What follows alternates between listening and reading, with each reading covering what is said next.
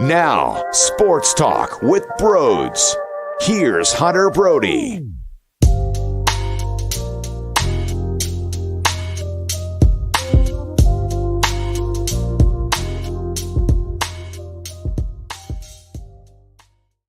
Hello, friends. Welcome on in. Saturday morning here in South Jersey.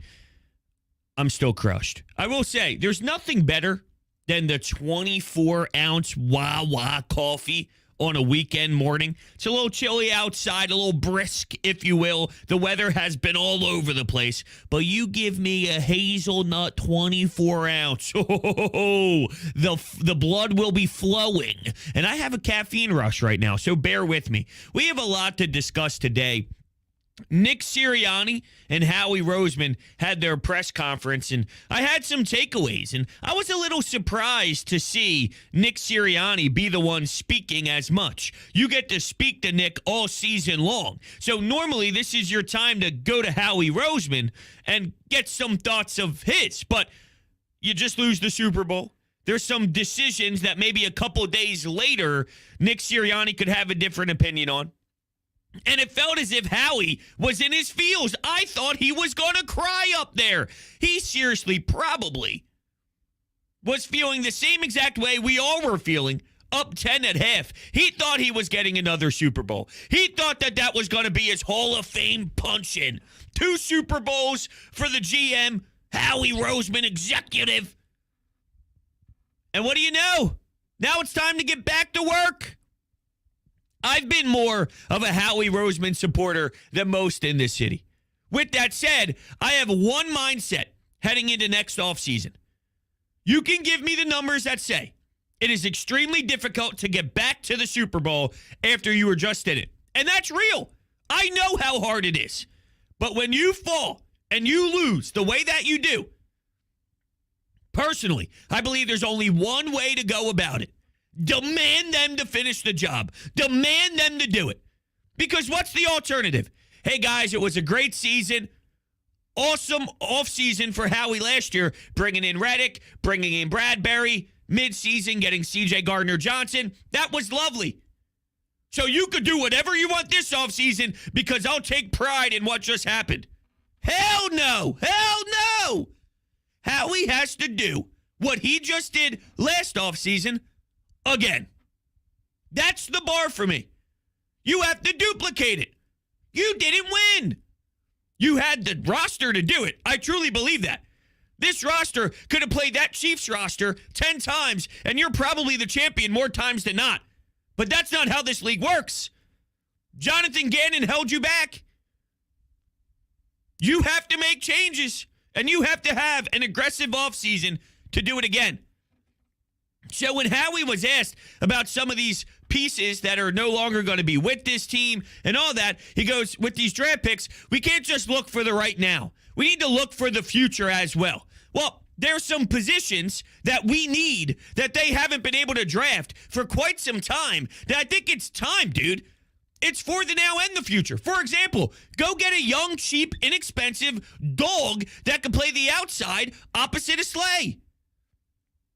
That's for the now because Bradbury's not going to be here, and it's for the future. They haven't been able to do that in a long time. Swing and a miss on Sidney Jones.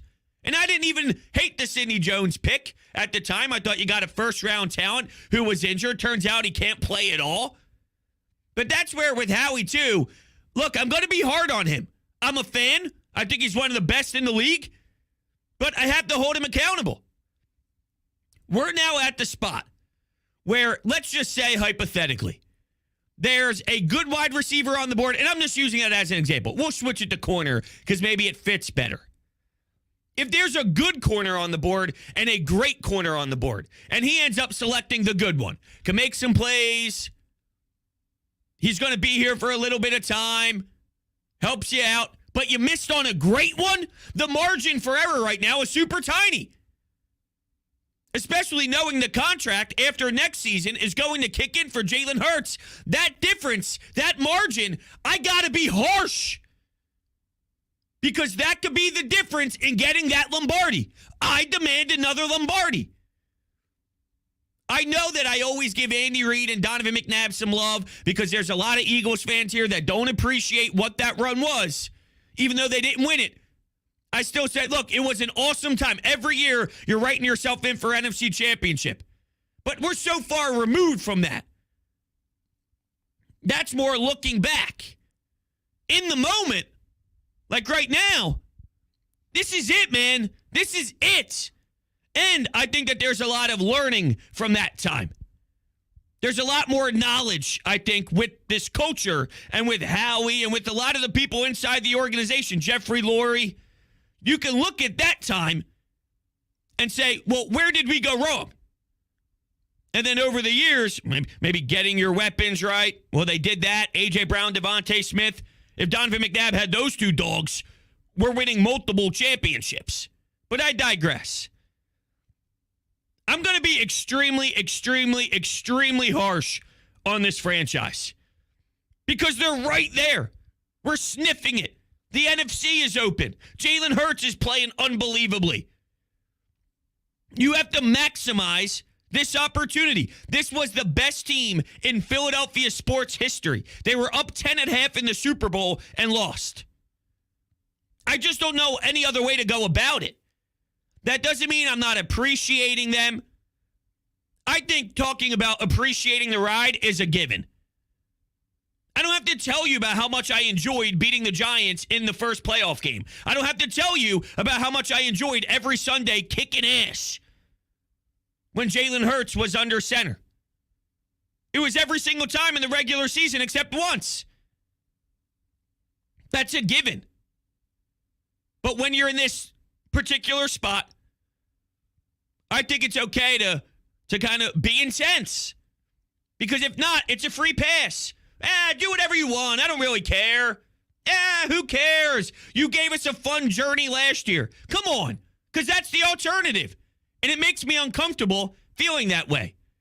So every single decision needs to have the crosshairs on it, and we start picking it apart to the nth degree. And I guess that's not the greatest transition in the world, because I want to go to what Nick Sirianni had to say in this press conference. He doubled down on the 4th and 3 punt and the 4th and 6 field goal to go up 27-21. Now, I've seen all the numbers that says 4th and 3, punt the ball. You're on your own 32 in a 1-point game. I didn't think about going for that for 1 second. And that's with the uber aggressive mentality that I know this franchise has. I don't get it. Quite honestly, I don't see it even a little bit. Sometimes I get the rationale. I might not think it's my first choice. I might not think that I believe that's the best way to go about business, but I get the rationale. I don't get it here. Not even a little bit. If Nick Sirianni went for it on 4th and 3 and didn't get it, and then let's say Pat Mahomes got the football and scored instantly, one play, Travis Kelce, motion involved, the guy's wide open on the left side of the field, they score for 6, people would be destroying Nick Sirianni. You don't have the luxury of knowing it would be a bad punt and then knowing it would be a brutal punt coverage and someone would run back to the 5. You have the hindsight of knowing that now. But if it was a standard punt, while you're giving Pat Mahomes decent field position, if you will, defense, make a play. I thought that was a very logical move from Nick Sirianni. The one he doubled down on that I was confused about was the 4th and 6. You're up 3. It's 4th and 6. You're on their side of the field. I don't get going. It was 24-21. 4th and 6. I don't see going up 2 field goals as something I would look at in that moment, compared to maybe scoring or getting a first down. And now it could be a 10-point game again. I like that gamble significantly more. But he doubled down on both. So be it. I know coaches like to stick to their guns, but I also think that Nick Sirianni going over the tape, if he felt he would have done it differently, he probably would have said it. At least I don't see a problem with that. You're in the game. You're in the Super Bowl. Game's happening fast, this and that. I thought it was a good idea to kick a field goal, but maybe looking back at it, knowing we're facing Pat Mahomes and Andy Reid, maybe I would have went for it. Maybe I would have put the ball in Jalen Hurts' hand and asked my MVP to go make a play for us. Whatever. I think down the road, though, in future spots, that could be the difference. Nick Sirianni and Jalen Hurts were the farthest thing from the problem in this Super Bowl. By the way, if you can't tell, I'm still not over it. Friday's show, our word of the day was acceptance. And we thought at 2 o'clock when we opened up the show, by 6 o'clock, we'd be okay. We would talk ourselves into, let's utilize the weekend. We'll get over it. There's not that many sports on. If you're into the Flyers, 10 o'clock on the West Coast playing Vancouver, the Canucks, all right, maybe there's something for you. There's the NBA All-Star game, but there's really not a lot of substance to bite into. So use the 2 days off, reset on Monday. Sixers after the All-Star break, you can kind of push your foot on the pedal for them. Fourth best record in the NBA, but you think they have the fourth worst record in the NBA if you talk to the fan base. And by 6 o'clock, I know personally speaking, I felt worse. I did. I felt worse about it. It's going to take a long time. You're the best team in the NFL, the best team the city's ever seen, up 10 at half. You lost the football game. Some of my friends said they rewatched it. How are you rewatching this? Now, one thing I did do was I watched the Travis Kelce and Jason Kelce pod. It was a little difficult to do, but I did it. I wanted to hear what Jason had to say about it. I wanted to hear his tone on it and all, and it kind of went how expected. But, man, I'll tell you what, these two dudes are just so different. They're the same but different in so many ways. Jason Kelce's walking into the Super Bowl with his high school T-shirt on, and Travis Kelce's explaining his Louis Vuitton, this is a one-of-one type of piece that he's rocking into the Super Bowl with swag. And Jason Kelce's walking in with some dad shoes, probably finished mowing the lawn that morning on his John Deere, with some AirPods in, listening to AC/DC with his high school T-shirt on. It's hilarious, but what else was there? Oh, Michael Clay is going to return as the special teams coordinator. I don't think he did enough to keep his job. I don't know how much of this was, okay, since we're losing the OC and we're losing the DC, let's keep some sort of stability. Let's keep a name with some familiarity in here. I always struggle with that word. I don't know why it doesn't roll off the tongue fluidly, but whatever. Look, the special teams was a disaster. In the biggest moment, that unit had one of the most disastrous plays I've ever seen in my life. I don't love bringing Michael Clay back. We've also seen this organization. Remember Doug Peterson said Mike Groh will return? And then Mike Groh got fired instantly. I believe it was Mike Groh that season. I've seen that happen before, although I don't know if they're going to pull the plug on Nick Sirianni that way. It seems inevitable that Brian Johnson's the OC. And Nick Sirianni said that he's going to continue to be the CEO. Love that move. Absolutely love that move. I'm curious how they attack the DC, though. Vance Joseph is a name. Personally, having Lovie Smith would be awesome. I don't think they go that route. They like the youngness. Denard Wilson is an in-house candidate that they like, DB's coach. Brian Johnson, super young. Sirianni's young. But I questioned that prior to the Super Bowl run, and they got to the Super Bowl. And that's the way the trend of the league is going. But if you told me Lovie Smith as DC, lot of experience. Look at the way Houston played for him at the end of the year before he got canned. They could have got the first overall pick. He said, screw it, let's go win a football game, boys. They loved playing for him. That would be electric in my eyes. I don't think it's going to happen. But Vance Joseph is another guy that's been around the block with some experience. That would play the same card I'm kind of looking for. All I know is there better be tweaks. And it seems like there is going to be tweaks. I don't mind the general tone on what they want to do with their defensive unit. For example, they want to limit the explosive plays and they want to look at the turnover battle. Well, there's so many ways that you can dial up a defense if you're targeting that as your strengths. You want to win that turnover battle and you want to limit the opposition from having explosive plays. There are ways to do it than just the way Gannon did. And the fact that they acknowledged that, it seemed like that was thrown in there. All right, please. We need that. We need that. That's basically my rundown. More Nick than I expected. Sirianni isn't going to be calling plays, which I like. Double down on the 4th and 3 and 4th and 6. Don't love the 4th and 6 one. Tweaks with the defense. Michael Clay returning and how he's drafting with long-term in mind. There's a lot that I need to kind of pick apart with that Howie one, but time will tell. See, we can't be doing Cam Jurgens. We can't be doing Jordan Davis. And these players are good, right? But if we're looking at making another run, Jordan, I need more. I need a guy who's going to step in and be a stud all day long, all game long. I know they build within the trenches, and it has shown long-term success. But Cam Jurgens didn't even play. Now, I expect him to play right guard this year, and Isaac not coming back, with Jason Kelsey returning. So basically running it back but swapping out your right guard. But I can't draft another lineman with one of my top picks and then him not play if the alternative could be a secondary player that could play basically every snap opposite of Slay. You see what I'm saying here? I like Jordan Davis. I think he's going to be a great player. But I need someone who can give us more right now. But you can also factor in the long term with that pick. It doesn't need to be one or the other. It doesn't need to be the long term, but then you disregard the short term. Or it doesn't need to be the short term and you disregard the long term. Because Howie said it burned us in the past when we only looked for the holes we have now. Well, you don't need to draft a J.J. Arcega-Whiteside. Get the right wide receiver then.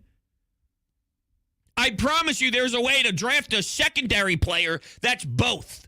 And you need it. My fear is he's going to wait the market out and wait for another Bradbury. And there was some luck involved with that Bradbury. It's a great move. Fantastic move. But the Giants had to screw it up. The Giants had to make him unhappy. The Giants had to get rid of him. There was so much involved in timing with that. Not that it can't happen again. If it happens again, fine.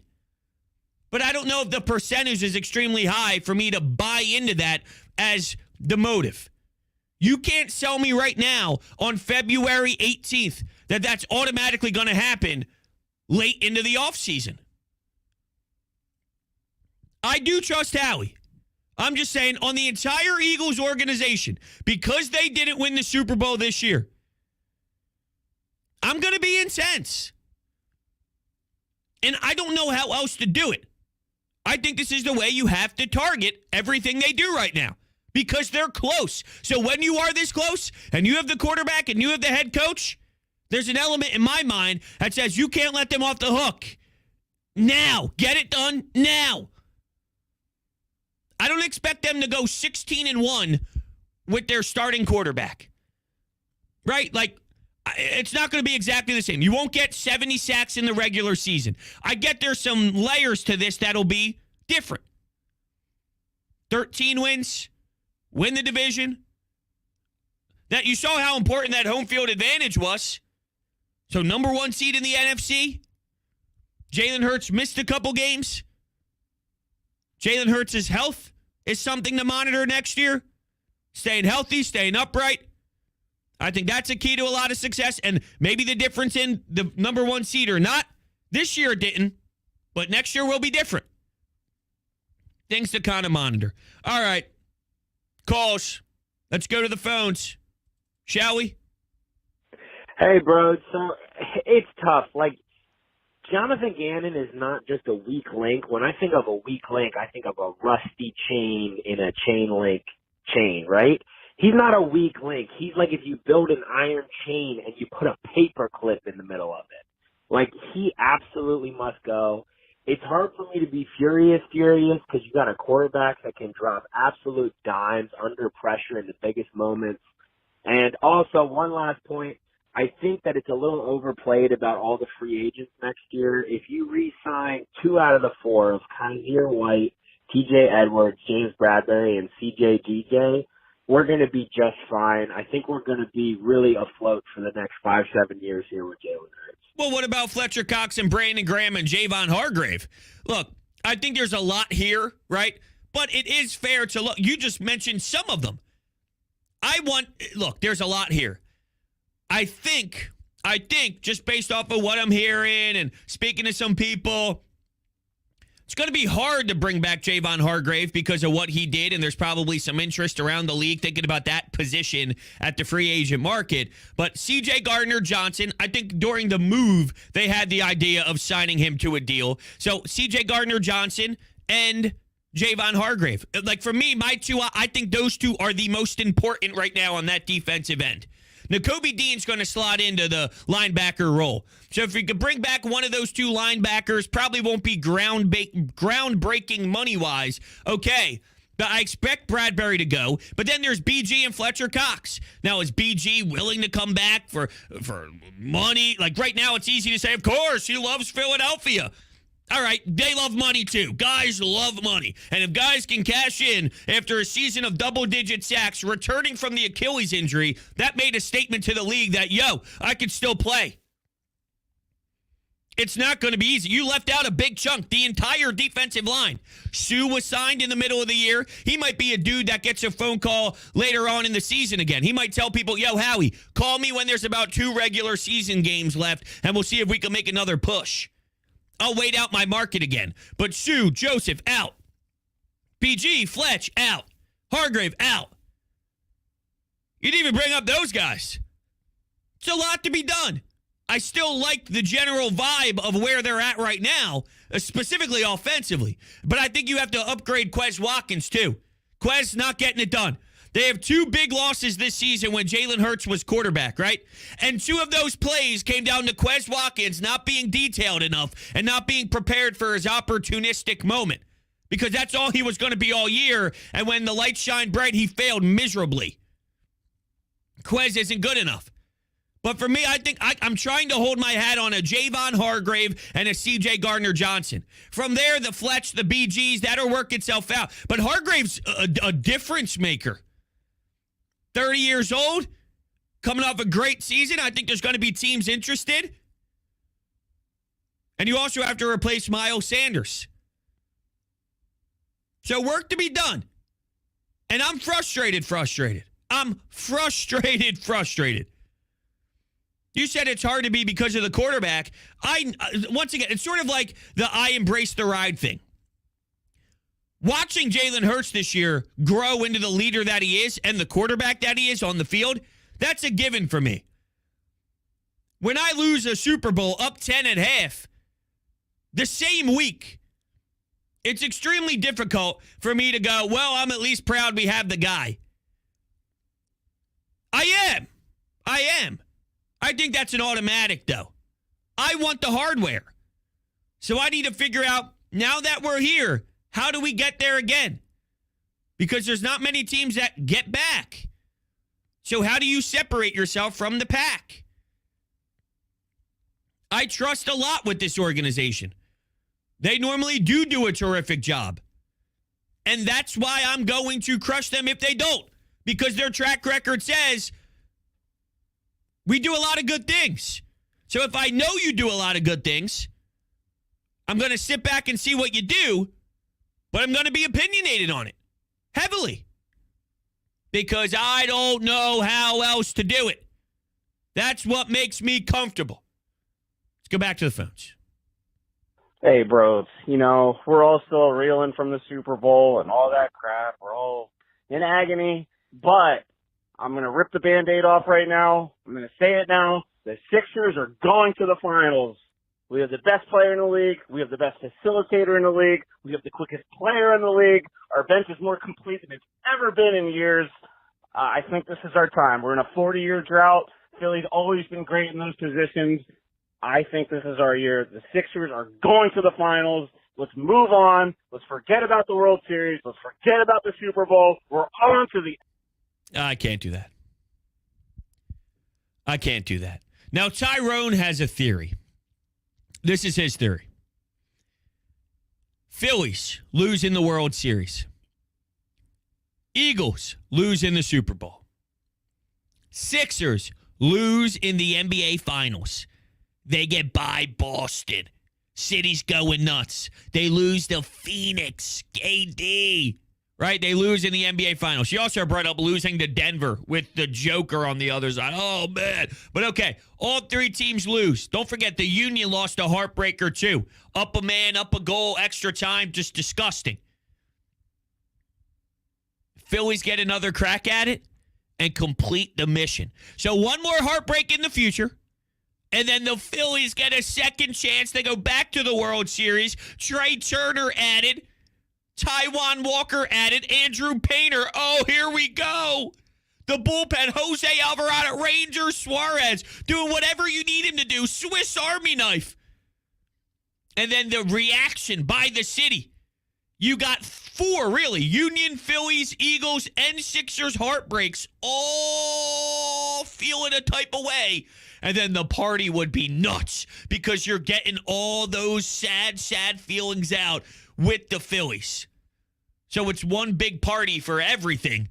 But the way that, the drunk expressions and the drunk feelings fly out of all of us down Broad Street, it's just all that bottled up sadness being poured out with one victory. That's Tyrone's theory. Now, if that ends up happening, that would be fantastic. Now, I don't want to see the Sixers go to the NBA Finals, but knowing this franchise, and lose, I'm saying, but knowing this franchise has been stuck in the second round, if you told me they go to the Eastern Conference Finals, win that, now you're in the NBA Finals, I know it would be horrific because it would be another painful loss.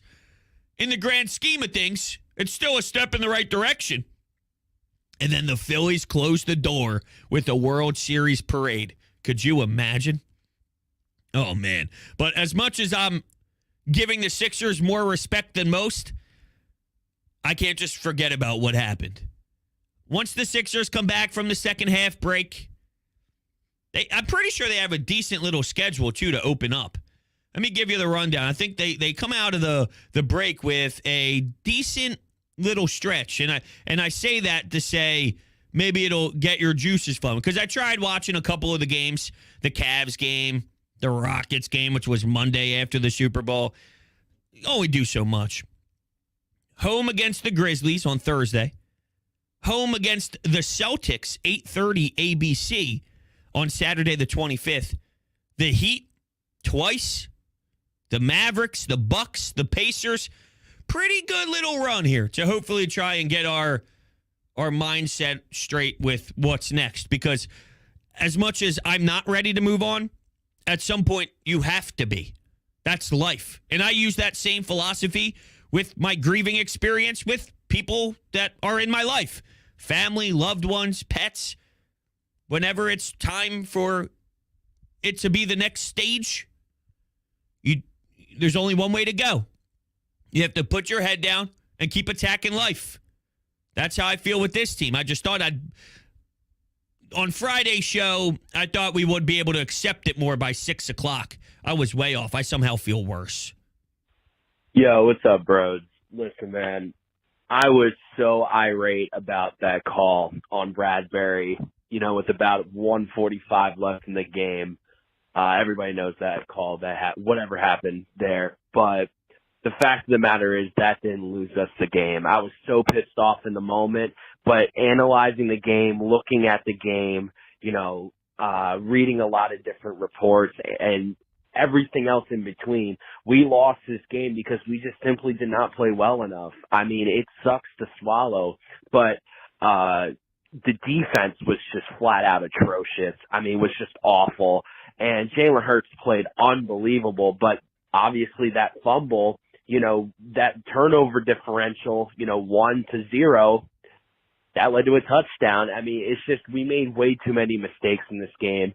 Jonathan Gannon, I don't want him to be the defensive coordinator next year because you can make a very valid argument that Jonathan Gannon cost us this Super Bowl. That's where I stand. I think he cost you this Super Bowl. Yeah, they made mistakes.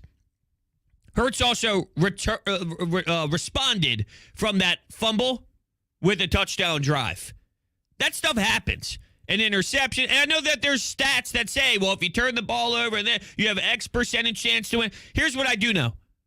You were up 10 points at half. You were up 10 points at half. 10 points at half. Whatever happened from that point on irritates me. And Jonathan Gannon was a massive part of that. So was special teams. Jonathan Gannon was fraudulent. And a lot of his scheme, dating back to last year when he got here, we saw the issues. And we wondered if it would ever bite you in the ass. And ultimately, it did. There's a lot of stuff within his scheme that does make sense. But there's some areas that he was unwilling to look at and unwilling to change. That was the death of him. And I hope he goes 0 for 17 or 0-17 in his first season with Arizona. While I would love Shane Steichen to thrive and be excellent. I keep hearing this. Well, because of the fumble and because of the special teams, you remove those points off the board for Gannon. Which then means what? They had 24 points if I do the math right. 2 touchdowns off the board. Well, the defense really only let up 24 points. That's such a flawed argument. Because at that point, if there was no fumble, that means the Chiefs would have had a possession in there. And knowing that this defense was getting carved up all game long, I can't rule out that the Chiefs would have went down and scored 7 points. See what I'm saying? The fumble for the Chiefs and they score, that takes away an offensive possession because the Eagles' offense goes back out. With that said, if you remove the fumble and you remove the special teams, you're removing possessions that the Chiefs would have had to score. And all I saw them do, especially in the second half, was when they touched the ball, it worked. When they touch the ball, they score. That's all I saw basically all game. I watched the Eagles go up early. I watched them have a nice drive. What happened? Chiefs responded instantly. The track record of the football game shows that the offense probably would have scored anyway. Now, we don't know that. But you can't just remove those touchdowns and say Gannon only allowed 24 points. Because if you remove those, then the Chiefs would have the ball again. And every time they had the ball, they scored. They were scoring at will. Maybe that trend would have started earlier. I hate that argument. And I hate the argument, well, the Chiefs struggled too. I'm saying defensively, right? The Chiefs struggled too. Yeah. Go look at what Spags had to work with, talent-wise, and look at what Gannon had to work with, talent-wise. Their defense was beatable in the pass game. Their defense was even beatable in the run game. I just didn't think they ran the ball as well as they probably should have been able to. What Spags was working with, their defense can get beat with that young secondary. Their defense can get beat in the passing game, and they did. This team shouldn't have been able to get beat as much as they did. But because of the way Gannon plays his scheme, he's allowed quarterbacks for the history of time to be able to carve them up. Especially knowing that this team thrives, the Chiefs that is, with run after the catch. Kind of plays into their strengths a little bit, in my eyes. Force them to do something different instead of playing into their strengths. Getting the football out and letting them run with the football in their hands. Kind of allows them to do what they want to do. It seems to work with how they like to operate. But what do I know? All right. That's my Saturday morning show. Thank you guys all so much. You're fantastic people. I'm trying to think here. Spring training, pitchers and catchers, that vibe is slowly happening. I don't know what's going to come up here. I'm sure some baseball pods are coming. I don't know where I'm at with the Eagles yet. I'm just working through my grieving process. That's all. Thank you all. Love you guys. Catch you next year. Next year? Next one? Is that a combination of next year and next one? I don't know. I can't even speak English anymore. The Eagles broke me. Goodbye.